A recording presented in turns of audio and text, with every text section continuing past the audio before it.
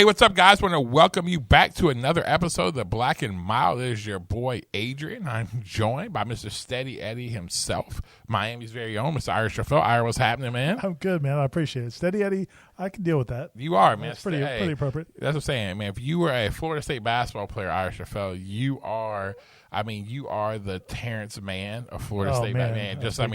you know what I'm saying? Hey, man, just been a consistent producer, built a great culture. No, I'm not going to score 35. Some questions about the outside shot. Yeah. But I might get you 13 and 8 and 6. But also the other thing too, if you didn't see it, he was all third team all drip this year too. Ah. Third team all drip. Live man, hey, for a rookie to make third team all drip, that's pretty good. You know what I'm saying? He's got you can tell he's got a fashion sense. I don't know if somebody helps him with that. It's that big guard you swag. Yeah, you know what I'm saying? He does have he has a good fashion sense. And so I know Trent Forrest listens to the pod. Trent, let him give you some tips, homeboy. No, I'm just joking. No, shout out. By the way, my Trent's man Trent. in Utah. Trent don't need him. It doesn't matter in Utah. He killing it. Yeah, he was killing it. Again, you guys know we're Florida State guys. Trent Forrest, shout out Summer League, was killing the other day. Yeah, you're in Utah, man. I'll never forget. Best story ever about Utah was Rick Majerus. So Rick Majerus, coach of Utah, incredible coach. Rick Majerus playing at the University of Tulsa. I was like, man, you guys, so we played them. We get beat on a last-second shot by Andre Miller. We finished. Rick Majerus actually comes in our locker room. Hey, fellas, almost, you guys are one of the toughest teams we've played all year. Da-da-da. And so then they're like, hey, coach, you guys going back to, because we played early game. You guys get on the plane going back. He was like, and Rick Majerus like, hell no, we're not going back. Like, why? He's like, man, listen, if you know Rick Majerus, he's a big dude. Rick Majerus like, he's like, man, it's like, white guy like me can't get no good barbecue in Utah. He's like, we know there's a famous barbecue spot in Tulsa. I was like, oh, yeah, we already got plans. We're going to that barbecue spot. I was like, and we all were like laughing, like, oh, like funny. Like, he's like, no, I'm serious. Like, we did not plan to fly out till tomorrow, so I'd go to this barbecue spot. So, yeah, you got to worry about that. Your brother can't get a barbecue in Utah. So, and we're also joined by someone who was on the pod a couple weeks ago, and someone that, again, was an incredible guest. And so we brought him back, Mr. Eric Eggers. Eric, how you doing today, sir? I'm just trying to, have a couple repeat performances, see if I can't bring a little bit of energy once again. There we go. Bree's out a little bit under the weather. She does not have COVID, so just for everybody, but she's a little bit under the weather, so she's not here today. So we brought in Eric. So we downgraded and brought Eric in today. You know what I'm saying? So Story of my life. But hey, guys, I want to encourage you.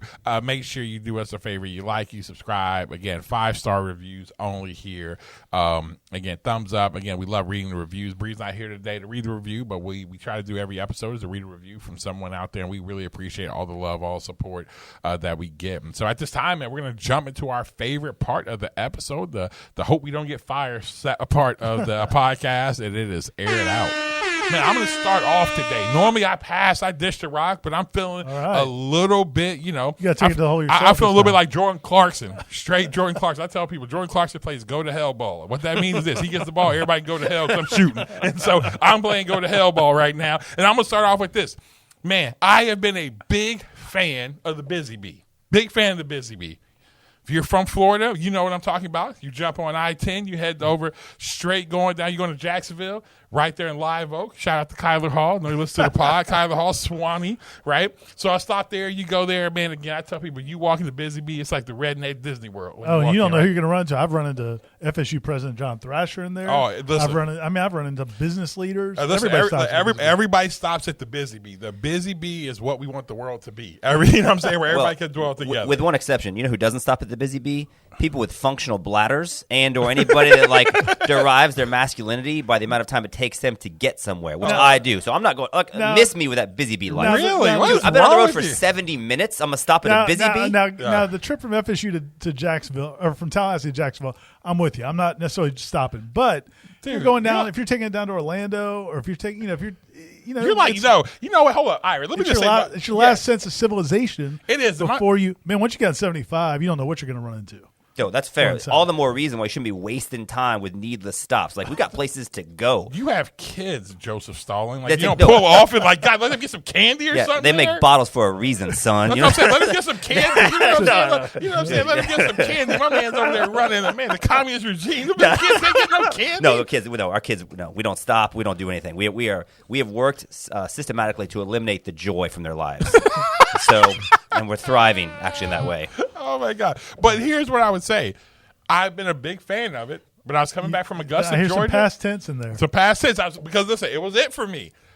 But I was like, man, it's like the first time I'd had, like it's like when you go somewhere and you get a good steak, right? But it's not like a high-end restaurant. And then when you finally go to a high-end restaurant and get a high-end steak, like when I went, I think it's Prime in Vegas, I went there, I was like, oh, that's what a high-end steak tastes like.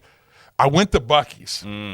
I went to Buckies. I walked into Buckies, and it was like going to Walmart to a Greenwise Publix. Like, you know what I'm saying? I mean, I walked in, and I was like, what? Like nothing beats a Busy Bee, whatever. I walk in, I'm like, man, they make their own stuff. I mean, like I went there for like they had breakfast. I was like, and I know normally I'm never, ever. Tell me again, am I functioning like sober life? Did I ever buy any food, like hot food from a gas station, right?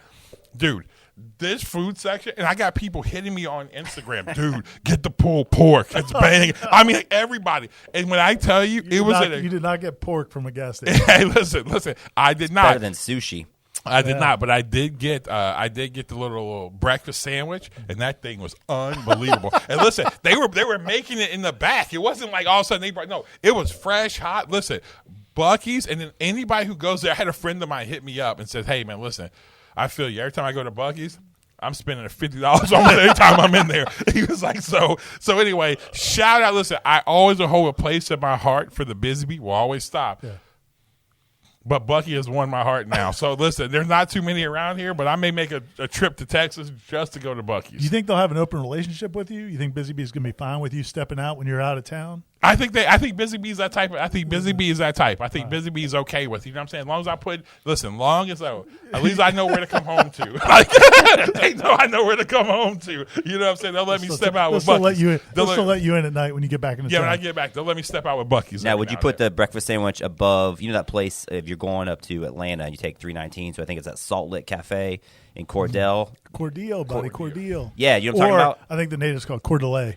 Yeah, when they're getting fancy. They will find different ways to pronounce stuff in Georgia for sure, right? Just get to Albany, right? Let me just say this right now. No, because here's what happened.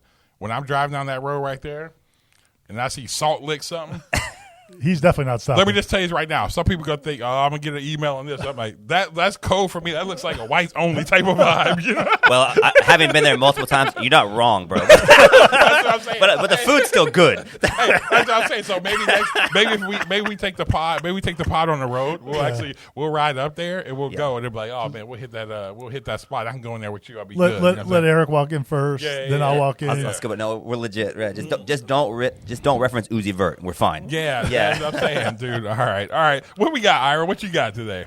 Well, we could let the guest go. Okay, let's let our guest go. What you got, Eric? I really do feel like family if I made the aired out section of the podcast today. You know what I mean? I'm really worried about this. I'm worried about, do we need to have the beat button ready? I'm worried about, man, like, am I about to get canceled? I mean, probably. They're about to hit me with the baby cancel. I've been thinking about this. So my aired out is I'm frustrated with myself because I've realized recently that like my impatience is actively and negatively impacting, I think, my kids' lives, right? So, like, a couple ways. So, we were in Georgia a couple weeks ago, and, I just don't have time for stuff, like mentally and emotionally. So, we were celebrating my kid's birthday, and my dad, they're like, let's stop at this Chick-fil-A drive-through, which apparently is something, like, lots and lots and lots of people do on a regular basis. Like traffic backs up on Capitol Circle, and I'm like, who has time for that? But we pulled into this Chick-fil-A drive-through, and it was like a typical line, and I'm like, this seems like the worst idea in the world. And for the first 45 seconds, I was thinking about, is there a way I can get out of this line? It just seems, but this is like a normal thing people do, but like in my, I couldn't process it. Like, wait, this seems like there's lots of other places to get food. There's lots of other things to do. Why would you take an extra 10 minutes to do this? But like my kids want to do it, and then so I'm realizing that like I'm actively impatient. In other ways, like my kids, they did swim team with attack, right? Which is like a cool thing. But then the big culminating thing to do is the swim meet. So I don't know if you got kids that swim or whatever, but like the swim meet, that thing lasts like 6 hours. It's an all-day affair. Yeah, dude. And your kids are swimming like 4 minutes of that 6 hours. And so again, like being okay at math, I'm like, hey man, like this I'm so like, and I'm talking to other parents, like, no, it's super fun. And I was like, I'm being real. Like, I need you to explain to me what's fun about this. Oh. And they're like, no, you see your kids socialize. Like, it was a normal thing. I'm like, I'm broken fundamentally. Yeah. Like, I don't have the capacity to be patient enough to experience this joy. So, like, I got to figure out how to be more patient to, like, see, because I'm missing out on stuff. Now, Eric, let me tell you this right now, man. Like, right there, that hit me in my soul. And I appreciate that because, listen, like my daughter. Dance competition? That's what I'm saying. My daughter's dance, I tell you, when I go to dance competitions, my wife is like, you're a sociopath. And here's why. I go to dance competitions. First thing I do, I start counting, like, I know how much all this stuff costs. So I sit there and just count how much money they're making. Organizers. I know how much money they're making. Second thing, I'm like this. I look here, I'm like, I start figuring out how to make money. I told my wife, I was like, and I'm still going to do this. It's going to happen sooner or later. I'm going to create a Dance Dad app. And here's the Dance Dad app. Because you go to dance, what you're saying, oh, man, the experience. First of all, let me just say this. I am a 42-year-old man. I do not want to sit in an auditorium like watching, like other people's kids dance all day. Like that's like literally watching that all day long in excruciating heat is like the second level of hell to me. The first level of hell was putting in baby car seats. Yeah. In in heat. That'd be but here's the point. I don't want to watch that. So I was like, Wendy, why can't they just like tech, can they buzz you when you're 3 dances away? Like it's a restaurant. That's the app. I was thinking it's called Internet Explorer, Adrian. I don't think we got you just be on the internet, dude. No, you don't need an app. No. But it's to buzz me. Because, you can go somewhere. Or here's the other one, my favorite in this thing, because everybody's like, oh, the experience, that's literal torture. So I go in there.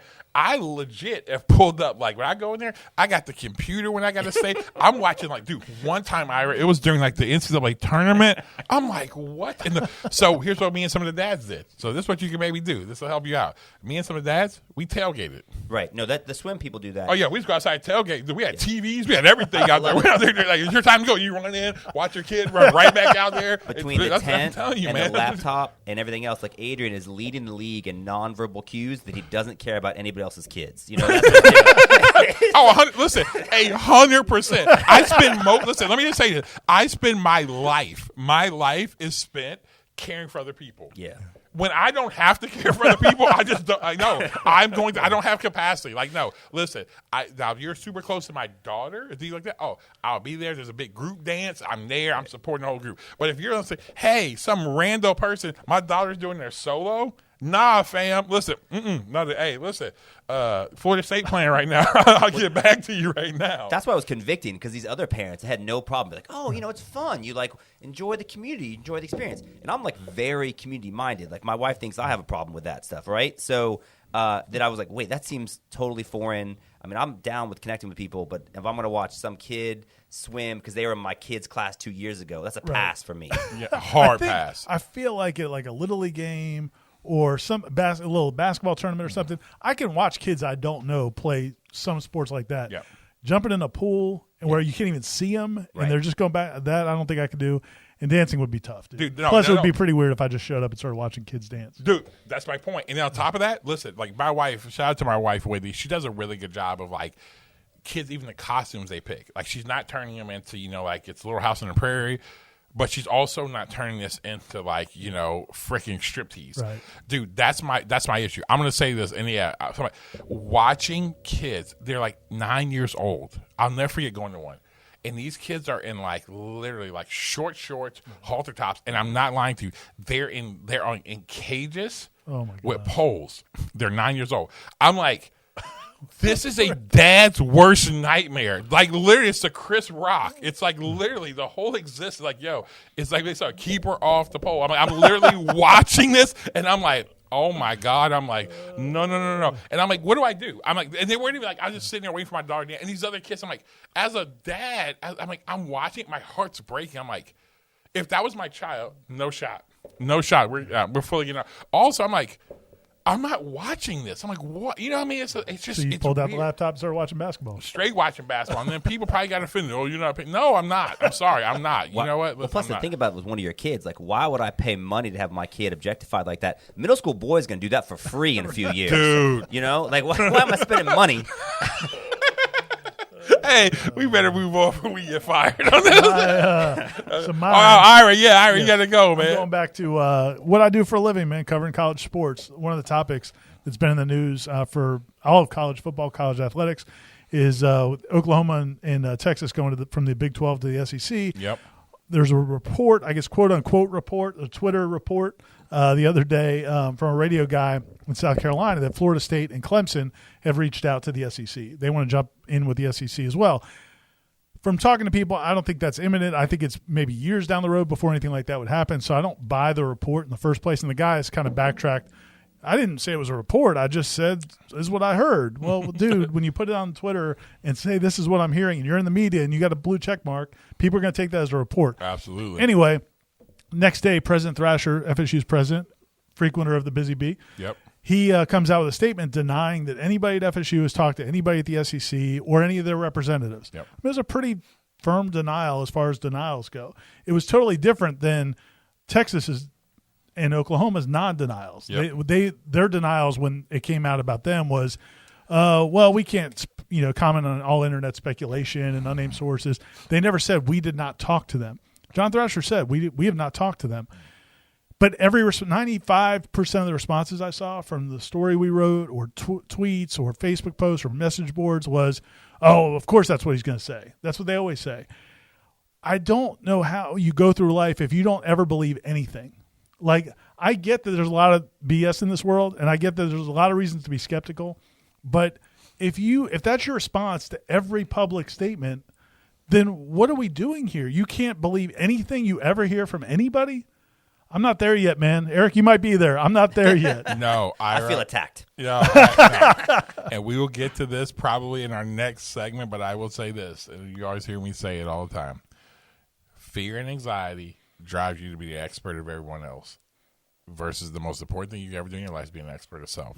So when you have fear, anxiety, you distrust, whatever drives you, what you'll do is this. So all of a sudden, somebody because the key to any type of healthy functioning relationship, which again leads to a healthy functioning society, right? That leads to a healthy functioning society. It's this point. It's the fact of trust. So what you do is you trust the spoken word. So it's like, you think about how would a marriage work if every time when, think about most of the time our stuff gets screwed up in our marriage is when the fact of you feel some type of way, your wife says something and we read into it or they read into it. And that's not even what you meant is because now you're being an expert of them. And that is where society has gone. And I think what we also have to realize too is that I think we have to put it whether if it's media, it's leaders, it's whoever, we've created this culture as well. Yeah, and that's why create this thing that stirs it up. So. As I was thinking about it, I was thinking I'm mad at these people. I'm mad at if I tell you that this person said this, and your response to me is, well, I don't believe him, that he would lie anyway. I get mad because it's well, dude, that's kind of my job is to relay what people are saying. So if you don't believe anything, then why am I even here? Yeah. Why do I have this job? But I think to your point, it's not necessarily them I should be mad at. It is kind of the society, society. It's a nebulous, but it's where we are. Yep. It's why people don't want to take vaccines. It's why people don't want to wear, it's just nobody believes well, not to say nobody, but a lot of people just don't believe or trust anything they're hearing. I think it's interesting that you're take it personally. To me, the key to happiness is not being overly concerned about other people. And that's how I am for the most part. Yeah. But I think when it feels like an attack on what we do if the perception is that we're just going to parrot whatever anybody says and that it's even if it's not true, where I would push back on that is I've talked to a ton of people at FSU and a ton of people at the ACC about this situation in college athletics, and I don't think FSU is actively trying to get in the SEC. Now, it may happen years down the road. I just don't think it's imminent at all. So I'm bringing more to this than just parroting what somebody said. So then it feels like like an attack. And for the most part, I don't worry about what other people think. I think I do more professionally than personally. Personally, I don't at all. Think about, though, the example you used of the radio guy in South Carolina. By the way, we all heard the derisive nature that you said radio guy, right? Yeah, we heard it. Yeah. So, it was there. But so, if you're just an average consumer of information on the internet, as most people are, right? You got one guy saying one thing, and then you're saying what other people are saying another thing. Those are sort of equivalent, right? In terms of hey, I see two different boxes. They're saying two different things. And so, that you actually are doing the work of talking to lots of different people. But I remember one person made the example. The worst thing that ever happened was when TV started doing split screens with different opinions, right? Because now to the viewer, it's the same. Like I see one face here, I see one face here. And how are we to be able to tell which one's more credible or not? They look the same to me, right? And so I think if we're reading sources on Twitter, like inform people know, Chaffel, he's legit, radio guy in South Carolina, maybe not. But so you're right. It's more challenging than ever to discern. But I'm just saying it seems understandable if in telling the story about how your information that's credible was dismissed, you're citing information that was presented as credible that wasn't. Right. Yeah. And I think, and going to, I agree with you because I can feel that way where it'd be an attack because people are like, well, because everybody says that. This is what I hear a lot. Oh, man, we just don't want partisan stuff. But then it's like, you want partisan stuff because what they ultimately want is like Ira, they want you want them. Yeah, they want Ira instead of reporting. This is what John Thrasher said. They want Ira to say, "Hey, John Thrasher said this, and here's how I disagree with him," or why you shouldn't believe him. Yeah, why you shouldn't believe him. You're just like, fam, like I'm just reporting. You know what I'm saying? Like, so it's like you can't have both. But I think we've been so baked in an anxiety-filled, just don't trust anyone culture. And again, I think that is pushed by. Again, I thought that I always tell people the problem, take all the stuff out. Again, you don't have to talk about policy or whatever with President Trump. The one thing is this, is that I always say this, is that what happened, I will say in that 2016, the level of what was pushed as far as just creating such hysteria, such whatever. And not just him, but also the left, them, they got their, you see all the news stations and all the stuff, their stuff's hit the fan, and it's really crappy now, these TV stations, because ratings are down big time because they ain't got the Trump thing. But here's what they all did. They all created this anxiety to what Ira was saying, no one trusts anybody. And so now that's just the culture we're baked in. So it leaves a crappy part because as a reporter, I get it. You're like, dude, I just want to report the stuff, and here's what's said. And then it's like, it just comes there. So that's a very fair take, and I think that's going to be difficult. So there, Eric. Oh, if that was your take. That's what I'm saying, Eric. I gotta go with my dog. You know what I'm saying, Eric? You're new here. You know what I'm saying? You're new here. We've been in these Black and Mild trenches for a while. I had to go with my dog. No. But guys, hey, but we appreciate that segment of Air It Out. And this time, guys, we're gonna go. We got a hot topic today. We're gonna talk on this idea of fear today. Get kind of segues perfect into it. We're gonna talk about this idea of fear. We'll be right back with you on Black and Mild. We'll pause it there, all right? Sweet. All right, you hit that down button right there. Hit it down just a couple degrees. Yeah. Perfect. There we go. Get some airflow. I was like, that's not when I do it. I should come back and be like, hey, I should do a little side thing. Like, Caleb, I do want you to clip it down. I'm like, yo, Liquid Death, can we get a sponsorship, please? I'm looking at DM them, like, like. Like a little commercial right now. Please do it. Yeah, where's that? There you go. Hey, no, you're good. Liquid Death. Hey, listen, on the Black and Mild podcast, we actually drink your water. Give us some product, Liquid Death. Give this group some product. We're trying to bring some real, authentic conversation to the world, but we do love your water. Keep it going. All right, here we go. You ready? Yeah. Sweet. 3, 2, and 1. All right, guys. Well, today we're going to be talking on this thought about fear. We're trying to think about a topic. And one of the things, whether if it is like, vaccines, if it is the fear of, turning into, a communist nation, I mean, the fear of whatever, that's what kind of a lot of times the topics, everything we hear on a lot of news outlets, a lot of things people fear. I mean, going back now, we have the COVID variant that's happening and the fear of masks, no masks. Are they going to make us have vaccine passports or not? I mean, everything is all in this idea of fear. And so one of the things I want to start off in this idea of talking about it, because it actually is the thing that's driving us. I wanted to start off more from a personal level and start there, because I think that all of us, every human being, has fears and things that drive us. Because when you have those fears, it'll drive you, and many times it can unfortunately drive the decision making you have, make you read stuff that's not really there.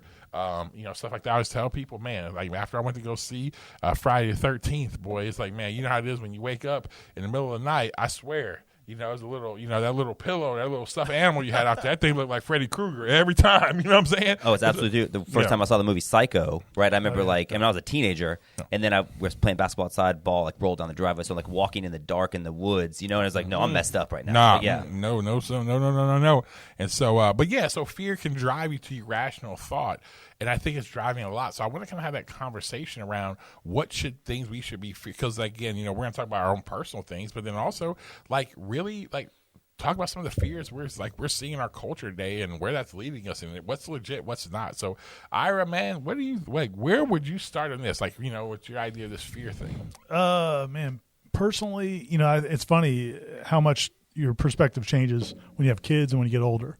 When you're single and you're in your 20s, you really don't fear much of anything. I mean, you could not have any money in the bank and not really worry about it. You could not know how you're going to eat 2 days from now. You could not know, you got a car repair that you can't afford. I mean, all those things, you're just going to figure it out. Like, you don't worry so much about the consequences. And then when you get older, especially once you have kids depending on you, those are usually if I have any fears, it usually relates to like my kids' welfare, providing for them, doing everything I can for them to, have the best life they could possibly have. And so, for me, it's, it's fears about, usually it's fears about the world around them. And are they going to have the world? I don't know that the world we grew up in or that I grew up in was, I'm a little older than you guys, but that it was great compared to what it could be, but it felt I don't know, it feels like there's more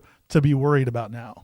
And whether that's logical or not, I don't know. But I think it's logical that it feels that way. I don't know that it's actually true. But I definitely think that we're more confronted with things that that we're told to worry because about of media, right? I mean, whether it's like alligator attacks or like kidnappers or whatever else it is, you hear about it all the time. Does that mean kidnappings is actually up from what it was in the 50s? Probably not, right? You just hear about it more. But you're right. Like, I think people there's a perception that society is like way worse today than it used to be in the 50s when you ride your bike a couple I didn't grow up around. in the 60s now, buddy. I'm not that old. I'm talking about the 70s, Hey, Chief. man, my man took you back to like- Jim Crow. It's like, I know how it was when you grew up in the Depression era, but Ira's favorite game, kick the can. yeah, exactly. But no, that's the thing. I mean, it's like you're right. I mean, that's a big part of it. Media is a big part of it, and the fact that it's kind of social media is taking it to a whole different level. I mean, we saw that with COVID. I mean, that was the conversation I had to have with my kids and my wife all the time. Was they'd see the story about the 22-year-old healthy person who got COVID and died, or perceived to be a healthy person, or and think, oh no, that means everybody that's 22 may die from COVID. When really the reality is, and what I've explained to them is, that's not the way the media work. What we write about and what we cover are the outliers. The outrageous story. So that doesn't mean because you read that might happen to you or one of your friends. But that's for me personally. Most of the time, my concerns or fears are more about the world they're going into. Me personally, the one thing I would say that I guess I deal with to some degree is, like, my dad was in the restaurant business, and he was always in and out of jobs. Like, he would owning a restaurant and like, man, we've got a Cadillac and we're taking a vacation and times are good. And then 6 months later, we're eating corned beef hash for dinner. I mean, like, out of a can. I mean, just because it was so volatile, and he was so volatile, he would get mad at one of his co-owners of a restaurant and walk out without having any idea how we're going to pay the bills or anything else. Hey, come home, it's corned beef hash tonight, guys. Seriously. And so because of that experience, I'm always like thinking, what could happen?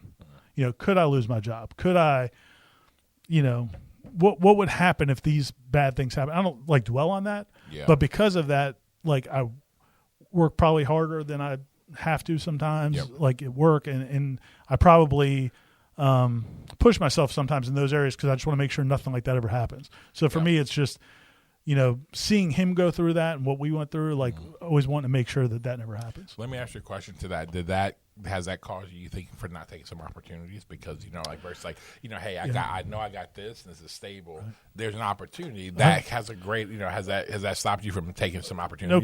No question. Yeah. Cause especially when I was younger, a lot of people in this business, if you're in the newspaper business, now the website business, the way you move up generally is moving. You get a job, you have some success, you go take another job at a bigger market. I mean, radio, TV is the same way.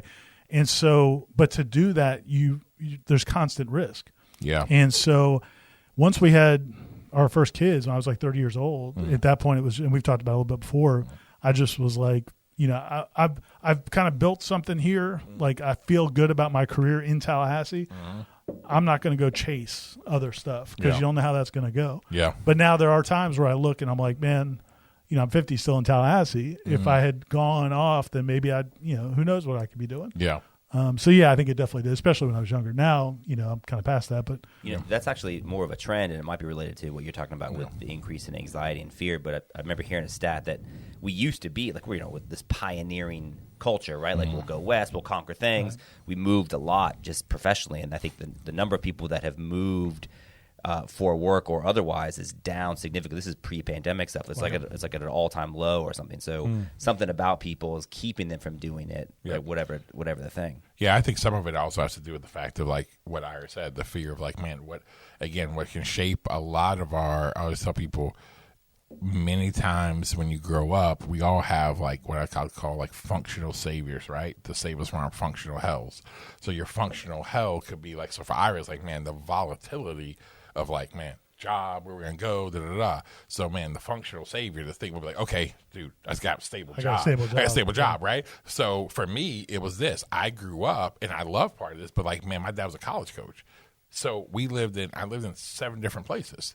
So it was like meeting and there was really parts I loved about that. And some places you didn't want to be. Some places I didn't want to be. Like my mom, she did not want to be in Mississippi when my dad was coaching at Delta State in the 80s. Like, you know what I'm saying? So one time my mother told my dad, like, hey, if you move me back to Mississippi, I will divorce you.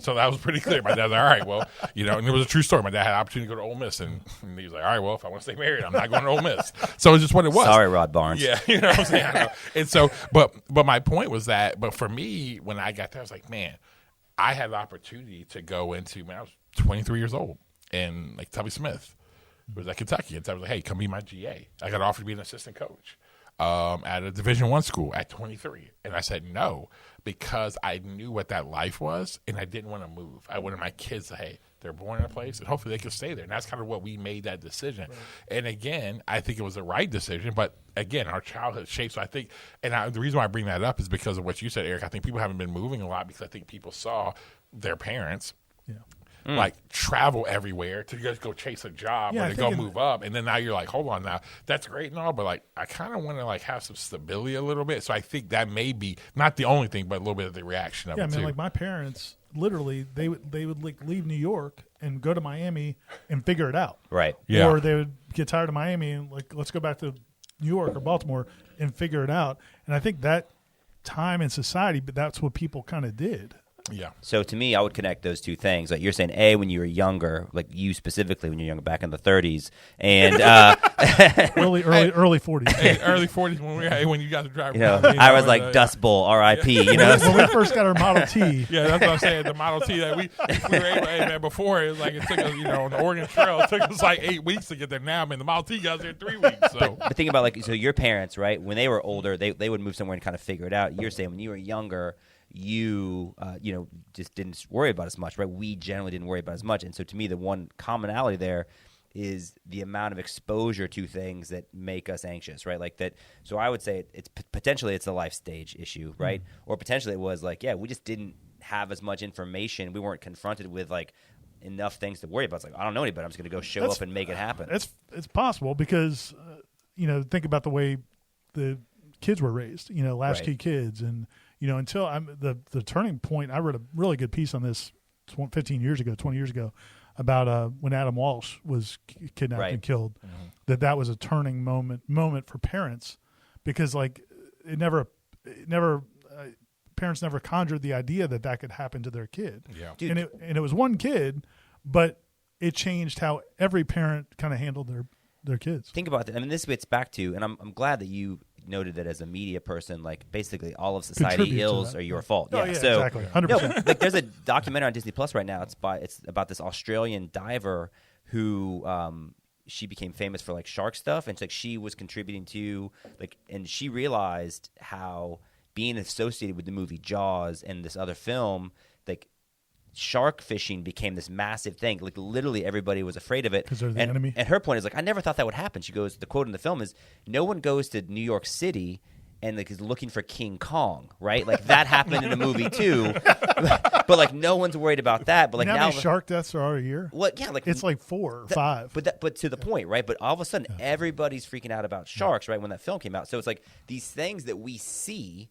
Right? I mean, it's not. I mean, as any counselor will tell you, it's not the event; it's the meaning you assign to it, right? Mm-hmm. And so, like, we assign meaning to the Adam Walsh story. Like, okay, that could happen to me. We assign meaning to Jaws. Hey, a shark could attack me or somebody I care about. Don't go in the water. Yeah, right. And so, I think we see things and we attach meaning to it, and it does absolutely impacts behavior. 100%. Listen, Jaws 100. Listen, if I cannot see below me, Yeah. And here's what happened. What really messed me up. I got friends of mine who work at the was it the Air Force Base or somebody I know, it's a friend of a friend who works at there's Air Force in like Pensacola. Yeah, Eglin. And dude, and they talk about like, oh yeah, they're like when they actually fly over. Oh yeah. And what they actually see, I was like, oh no, I'm good, fam. And then on top of that, I get real paranoid because what I'm saying, look, brothers ain't. Let's say a lot of brothers out there in the water. You know what I'm saying? Like, ooh, that's a delicacy. You know what I'm saying? And then all of a sudden, they start chomping on my leg. You know what I'm saying? That's I'm caviar. gonna start like a Twitter account. Did a black person get eaten by a shark today? And the answer's gonna be like no all the time. Because you know why? Because again, the most everybody talking about the most segregated time still in the world is on Sunday morning. No, the most segregated time in our country is Shark Week.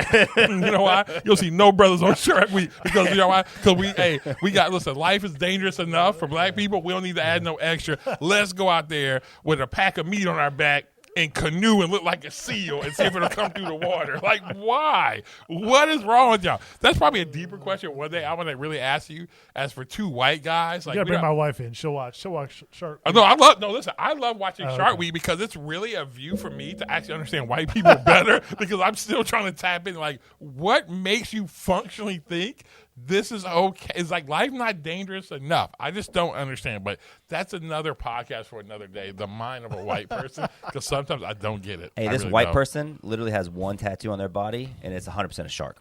No way. Right here, bro. Look at that. How great is You that? are such a How bro. great is You are that? such a bro. Oh man, my man's got the shark from Nemo on his. We need your backstory, buddy. We need to hear backstory. Yeah, that's a different pod. Basically, I was 18. I was in Las Vegas, and it's a way to sort of rebel against what you perceive to be overly controlling parental environment. You know, okay. That makes sense. And every other tattoo that they had at the studio was like half naked woman, half eagle or something. You know what I mean? It's like might not have been a bad like play. the tattoo parlors are the only places where you could bind like patriotism and pornography. And it's like, no, let's do that. Can I get a gun in there? Oh my gosh! All right, Eric. What about you, man? What's your fear? I'm afraid that people will find out about my tattoo and give me a hard time about it on social media. Which, it's not that bad. Yeah. So no, I was thinking about this when your assistant reached out with the topic. So I mean, generally speaking, like, and I will tell you, like, I'm amongst, I think, our social circles over the last 18 months, I've probably been less risk averse than most people, right? Like, I would say the pandemic has impacted my behavior and my family's behavior relatively little compared to other people I know, right? Not that you don't take it seriously. Right. But you just haven't let it change everything you do. Yeah, for sure, right? Like this and this, and I think Ira, to his credit, you know, I think that's one of the things like that. Like Ira, I think is navigating having friends and family and loved ones that I think take it much more seriously than maybe he's inclined to, and so he's like trying to love them in a real way, but also like how can I project a way that's going to be healthy and everything else, right? Like, I mean, this is my favorite. The story? This is the story, bro. It's my favorite Ira story. So I don't even know what the story's going to be. okay, so good. So Ira, they got a new screen porch. This is 2 pods in a row where I reference Ira's porch, but Ira's got a new screen porch in, and so because it was March, like the vaccines hadn't really rolled out yet, but it's outside, people feeling a little bit better, and so he's like, hey, do you want to come over and watch the NCAA tournament FSU Colorado game on my back porch? And I was like, dude, I'll do it for sure, because our buddy Tim was going to come over, and you know he hadn't been out a ton, so I was like, I'll see Tim, I'll see Ira, I'll watch the basketball game. Tim, Ira, and Eric. Yeah, Definitely white guys. Happy to do it. just checking out our shark tattoos. Yeah, that's right. So we're on the back porch and watching the game. And at one point, it's like halftime. I was like, "Hey, man, can I use the bathroom? You know, 'cause you were so kind to bring these, you know, some beverages. Can I use the bathroom?" Yeah. And I was like, just inside, right? And And Ira's got family in there that's like less COVID. Dude, that was, March. Yeah. Dude, it was. We stopped doing the pod in person, I think. Or no, I guess it was before that, but still. March of this year, right? Anyway, so I was like, can I use the bathroom? And I was like, actually, can you just go outside, please? Because they have family. I got bushes all around this yard. He's like, I have family that does not want to see you walk inside right now. And so if you walk in, I'm not walking back in either. So my favorite thing about that is that like Ira 100% relate to like A, he's loving his spouse, but B, he's still like trying to pull off. Like I'm not even sure his family knew we were over there. You know what I mean?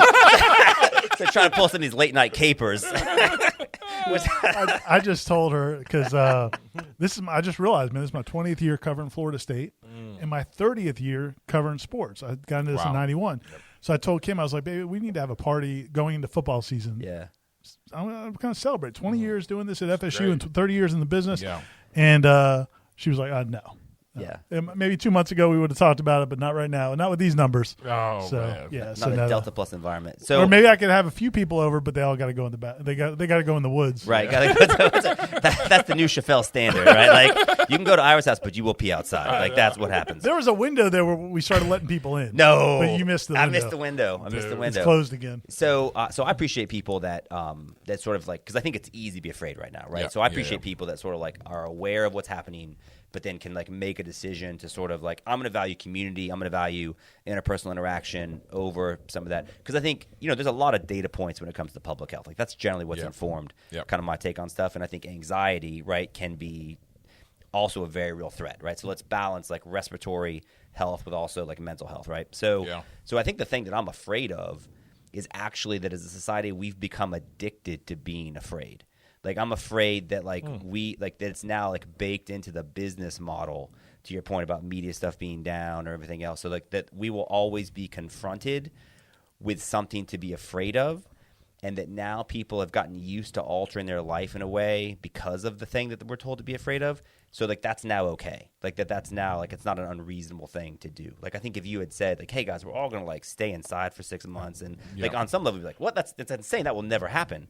But it just did happen. Right? And it's also it's coming from both sides. Like both sides of the political spectrum are playing the same game. They are, and that's what I was going to say. They're both playing the same game because now it's that if it's not, hey, if you don't, everybody's not wearing masks and doing stuff like that. To be clear, right? Like, it could be, and I'm not just saying like, you could be afraid of the pandemic. You could be afraid of being made to wear a mask. You could be afraid of socialism or CRT being taught in school, right? I mean, there's lots of things you could be afraid of. I'm afraid that my kid's going to run into a transgender person in a bathroom, right? Like these, these are all things. So it is 100% on both sides. But that's what I'm saying. There's an alignment of incentive, regardless of the perspective, to keep you engaged to the thing that makes you afraid. Where does that take us? Like, so your fear is that that's where we're going.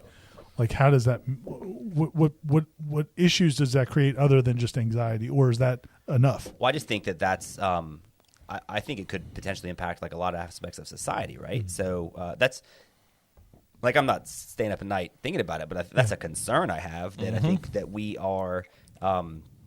That people now have gotten used. They've made space. It's kind of like you ever shop for a house, right? Like you go on Zillow like all the time, right? I mean, I remember like as a thing. And so what I was sort of struck by, I was on Zillow all the time for months leading up to before I bought my first house, and honestly even my most recent house. And I couldn't believe that even after I bought the house, guess where I was still going every single dang day? Zillow, right? Because it had become like my new habit and like my new routine. And so I'm just saying, like, what if we have made some of these like concerns and anxiety and like this inversion of the social contract now where part of it is like I see other people as a threat, right, to my physical or potentially family's well-being. Like, what if that's just now who we are? Asking for a friend. If you have a family member who might be like that and finding those things, how do you help someone who's having that issue or that is doing that struggling with? I think it's first and foremost, man. I think it's the balance of this. It's empathy, but then it's also truth, right?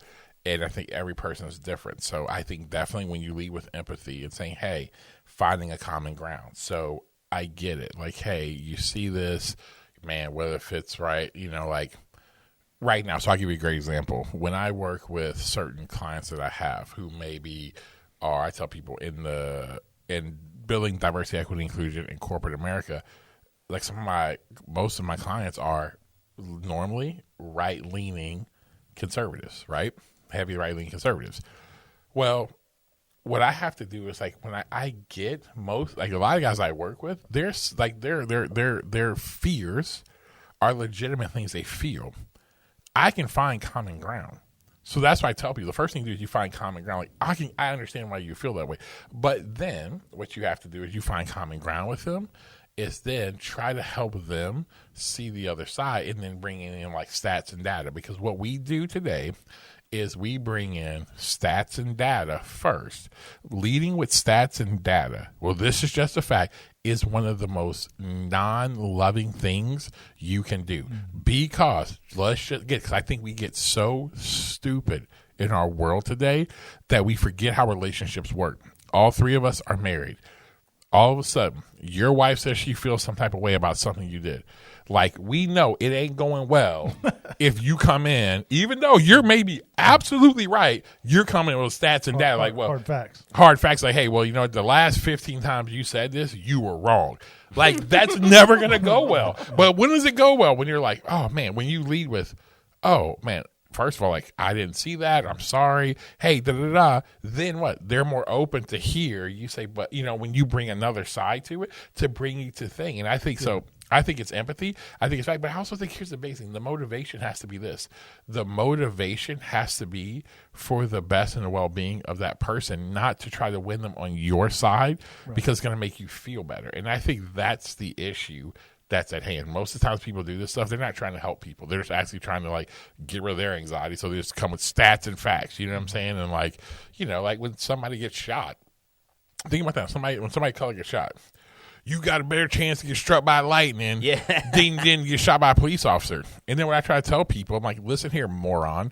Yeah, but what you don't realize is that like trauma and pain, like literally it's a thing that passes down physically. So when I watch somebody who looks like me get shot, I feel that at a deeper level, not because, well, you're just trying to play into this leftist leaning, you know, it's all about race. No, there's something that it makes you grieve inside. So instead it's like, yo, that sucks.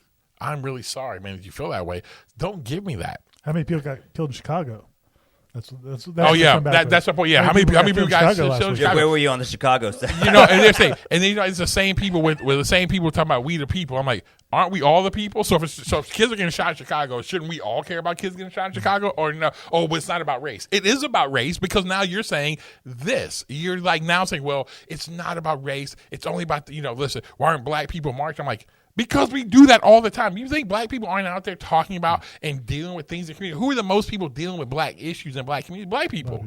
So, like, what? That's just normal, everyday stuff. You know, so anyway, I can go on, but. We noticed that, actually, yes. Yeah, I go on. I love that. The one thing I would say, too, is, like, don't moralize it, right? Like, that's something I've learned is don't, just because, like, this person might have a different take on it, that doesn't mean they're a bad person. Like, and obviously this is, a loved one or a friend. So, and then I would say, to me, what I always try to do is celebrate the good in the thing that they're like trying to do, or like, so if somebody's, you could say they're addicted to being afraid or anxious, but really what they're trying to do is stay healthy, right? And so you can say, look, I'm so glad, protect the people around them. Exactly, right? Like, I'm so glad that you are so passionate and committed to keeping yourself and our family safe, right? Yep. And then I think, but let's, then if there's a transition, like, I will also want us to stay safe.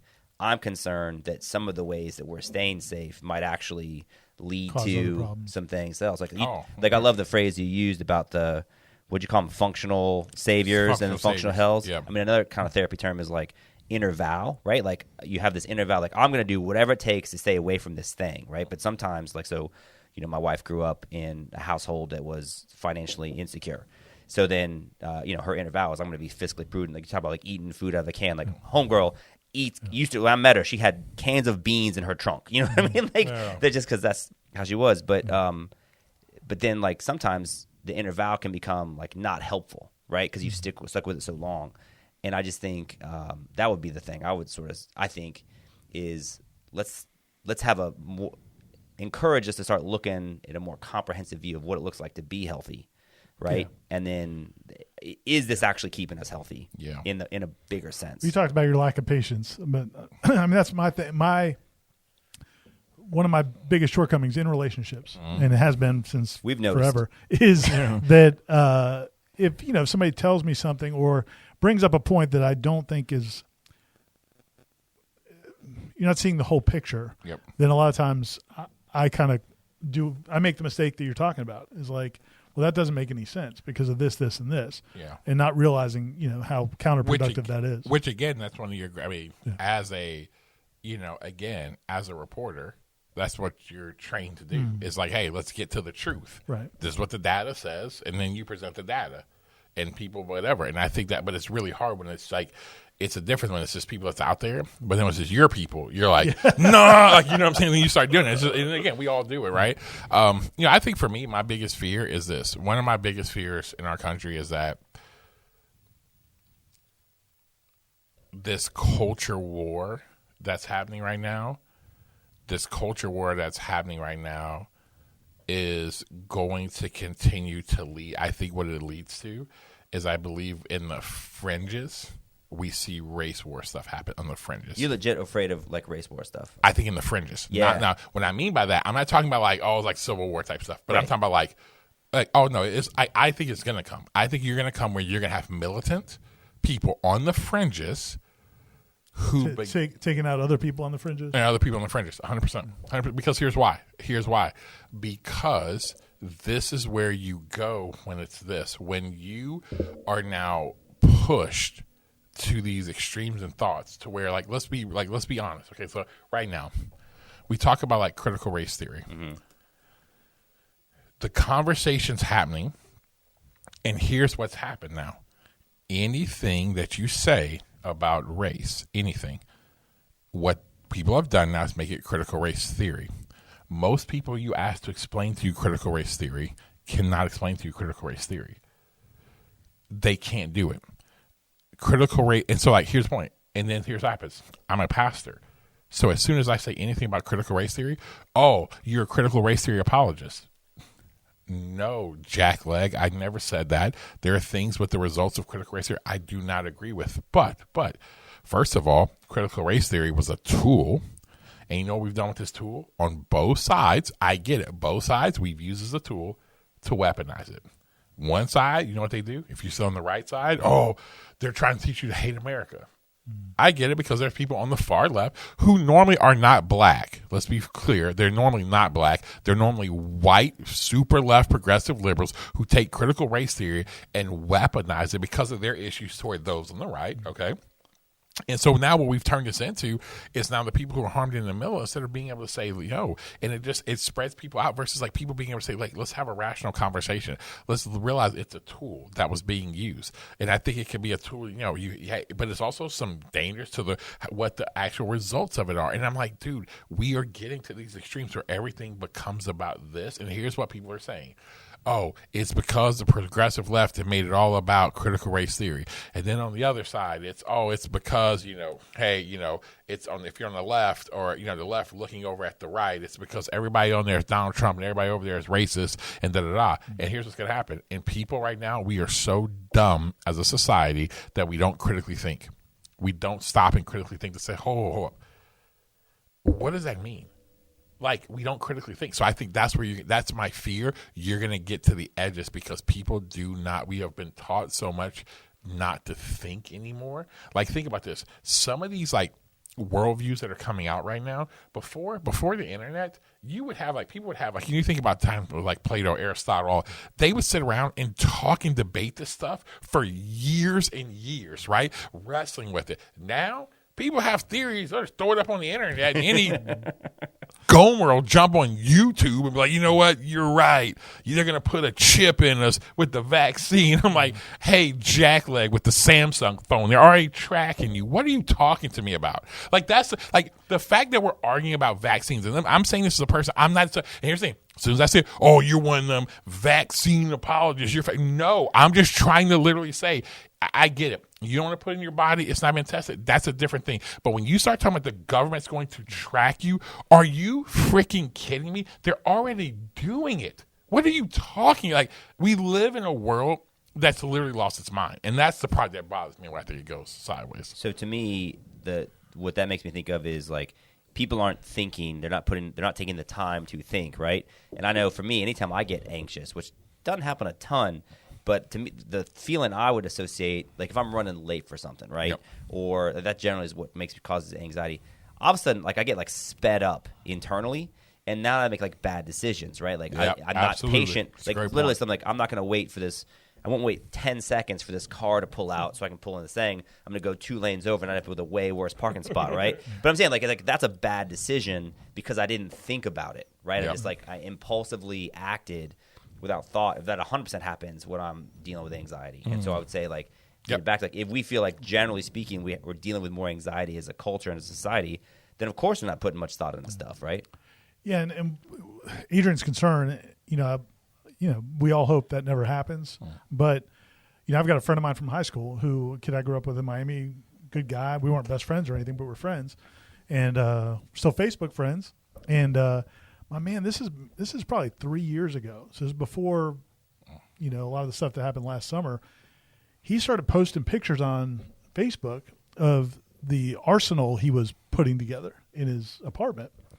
And he definitely has a feeling that as a black man in South Florida that he needs to be well armed for whatever is going to happen. Mm-hmm. And me sitting in my house in Killarn with my beautiful porch and my friends peeing in the backyard, I don't relate to that. It's hard for me to understand why you're in that mindset. Mm-hmm. And I don't think he's planning to do anything, but he feels like he needs to have that arsenal. Yeah. So imagine that's one guy. How many people are doing things like that? Let me tell you this. I'm telling you guys, I sit in rooms with some incredible thinking, highly functional humans, and you sit and talk to them now, and you're like this is what I'm talking about, what fear drives you. People who are like some of the best at what they do, and you start talking to them, you're like, huh? Like, I'm talking about, this is both sides of the aisle. You're like, you really think that? And I'm telling you, it has gotten us to a point to where people legit don't make, right choices. Well, how about the couple in the middle of the riots last year? Not riots, but the demonstrations last year. The husband and wife who come out of the front porch with guns. He just got pardoned, yeah. What could possibly happen there? What's the end game? You're going to start shooting people if they come on your yard? Is that where we're going? I mean, there's a couple different things. But to have that fear to these are educated people, right? And they're like attorneys, right? That they're just get your gun and I'm going to get my gun and we're just going to what? So to me, it gets back to the business models, right? No one makes money getting people to calm down, except for therapists, right? But no one makes money telling you hey, there is no race war. That's actually not much of a threat. There's all these media. You're gonna watch more. You're gonna get more clicks. They're gonna sell more guns. They're gonna, you're gonna join more clubs if you believe that there's an active threat of conflict. Forbes, somebody sent me this article. Forbes just ran an article about people that are selling what they call social shelters, right? Which are big plantation style things. Hey, just in case you're in a city where you're worried about some kind of urban uprising, buy a place out here. But the point is, it's good for their business to sell you on the threat that that's going to happen. Yep. And so I guess I understand that there's forces out there making that kind of thing happen. I know people. I know white people that think that there's a race war coming.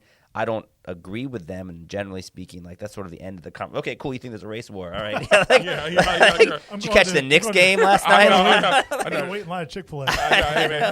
Man, good. We're glad Scotty Barnes got drafted by the Raptors. But you're right. I mean that everything. All the data and evidence would suggest that the forces are pushing more people towards that than not, right? And if you have people who are on the fringes, you have people that already have issues or things are happening in their life and pressures and, that now you spark the fear to me would be it becomes like a tit for tat type of thing where Yes. one person does something and then somebody else is like, okay, well, we're going to, And see, that's where I'm going to be really clear because, again, we talk about fear and anxiety.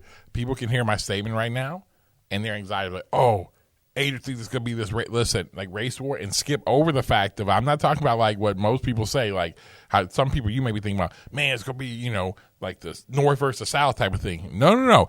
When I say this, it's not going to be, it's going to be, when I say on the edges, it would be, man, potential, some level of domestic terrorism, some level of very clear like assassination towards certain people. Like I think it lives on the edges, which we've had in this country. We had, and I think it lives on the edges. But I think what happens, I think that's going to get pushed up more and more because you really watch it. Everybody, and this is what I want to say to all. Listen, I'm a guy who sits more center right. To all my friends who sit on the right, let me just tell you this: we are doing, and I should say we. People on the far right are doing exactly what the left is doing. Mm-hmm. What you're doing is you're now, just like the left made everything about. So you think about like the whole like woke conversation, right? It goes about black people. Then next thing you know, it turns into everything within the LGBTQ community. Then it turns into everything it turns to people with Asian hate. I'm not saying any of these things aren't things we should stand up for, whatever. But what I'm saying, everything gets pulled into here, right? Now what's happening over here? Anything that you talk about race, now look how it's going. It's going to CRT. The next place it's going to go is talking about the idea of like anytime you talk about any type of social justice, caring for those in need, it's going to go to race. And that's where I think that's where it's going. And when you end up having these people put over here, people are just going to go to say, after a while, some people are just going to lose their minds because it's just creating this thing. And then what the media will do is like, oh my gosh, I can't believe this is going on. I'm like, you're a big part of helping it. Like, you know what I'm saying? Like Facebook, think about Facebook. Like they make their money off of doing that. Yeah, for sure. Like, I mean, we have to think about this, Eric. I mean, in the space, like, listen, Christians are like targeted on Facebook.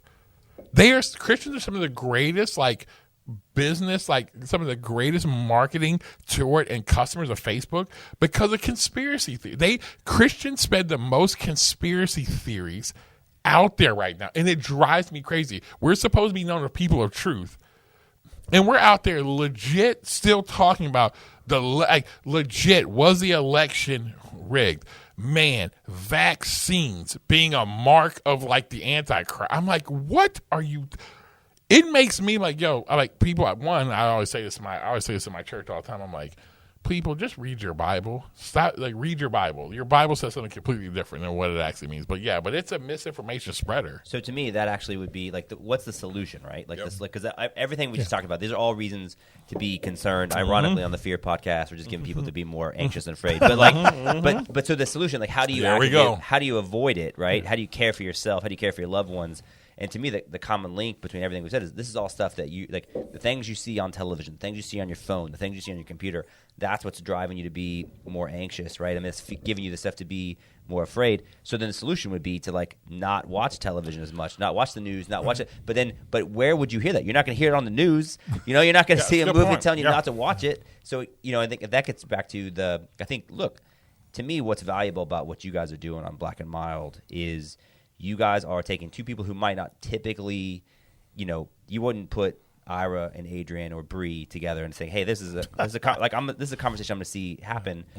But what I think it does to me is it inspires a hope of like the universality of the human condition, right? Like I think when you talk to people that aren't like you and you realize actually we're like a lot more alike than people realize, then when you connect in real life, then I think that hopefully helps some of the fears like seed, right? Yeah. So to me, that's the solution. Just like talk to more people in real life. That's it. Because I think that's the point. When everybody's like, well, that's a great point. I'm glad you brought that, Eric. You're saying, man, well, you guys are having all this conversation and talk about this. It's creating more fear. I'm like, no, the point of this podcast is to talk about, hey, these are things we're fearful of. These are things we see in our culture. But how do you do it? Man, one, have conversation with real people. Because when you have conversation with real people, you can't strip people anymore of their humanity and their dignity, right?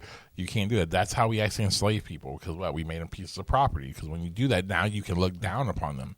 The other part is like, yeah, and so that's the other thing. The other thing, as you do that, go talk to someone, and actually, I'm telling you, try to learn.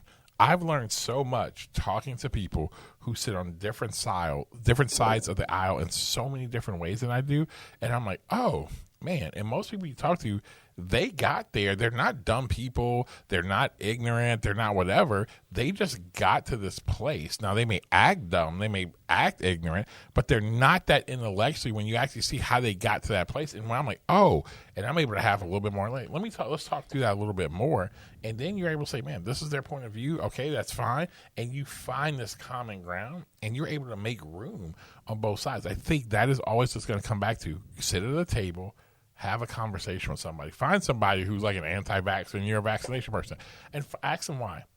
And just talk to them. I mean, good luck getting a pro-vaccine person to sit next to an anti-vaxxer, you know. But I think it's a good point. Yeah. 12 feet apart with walkie-talkies, and masks. And the one thing we didn't talk about in this conversation about anxiety is the thing that kind of contributes so much to it all. Just the kind of the extra gasoline are these things. Yeah. For people that aren't watching, the cell phones and tablets. And one of my kids said to me the other day that at work, if she can't be on her phone, and after a period of time, it's like she works at a fast food place, so you can't just. And she's like, I'll start like jonesing for my phone, and it's like that's real, and so that adds to the anxiety, and then the stuff you're looking at adds to it, and so that's what my counter to what you're saying, Adrian, is I just feel like over time, society, it's like the pendulum swings back and forth, and in so many different ways, and I feel like through the things we go through, my hope is that people will realize that some of the things we're talking about, that we're not as different as we think, and that maybe you shouldn't, that you should listen to what other people are saying. And as we see that what's been going on right now isn't working, that maybe that'll open some eyes. Yep. So I'm hopeful that, that there will be kind of a swing back the other way, that it won't just kind of, we're not on a ride that's just going to like spin out into the universe. And that's one thing I will say, because you really look at even like I was listening to something the other day about the variant. And one of the things that people who were like anti in the vaccine, and then with like more cases, even people closer to them getting sick, it's actually, there's been an increase in the rise in states that didn't have, that were like low in vaccine numbers, but actually now the variant's high there. They're seeing a real big uptick in vaccinations actually happening. So what you said, it's like, man, the more they see it, it's getting worse. This isn't working. Hold on now. Let's make sure people who are anti this way, they're now getting a little bit more involved in that. So people are to the point, people can make decisions. Hey, I feel unhealthy this way. I perceive my mental state to be an active threat to me. I need to take actions and steps to maybe get healthier, right? Yeah. I actually got a phone call yesterday from a relative who said like he wants to quit his job and seek counseling because he just feels like in his mind, he's like, I can just tell it's like I'm not healthy. Yeah. And so like let's always like to believe in the potential for people to seek out things that will benefit them. That's a good look at Ira. Let's see. Yeah. Hope anyway. Yeah, let me tell you this, and as we come to close, I'll throw out just to end the podcast a little bit spicy. Here's my little low key conspiracy. I think over the next 5 to 10 years, what would not shock me would be, which I think would be crazy, but there's a slowdown, some type of slowdown, of parts of the internet that goes dark. Mm-hmm. Like, it wouldn't shock me if it happens, and that'll be a chaotic mess. But then also on the other side, what you said, Ira, then I was like, now you're like, oh, I can't get on here because now like, I can get whatever I want really fast.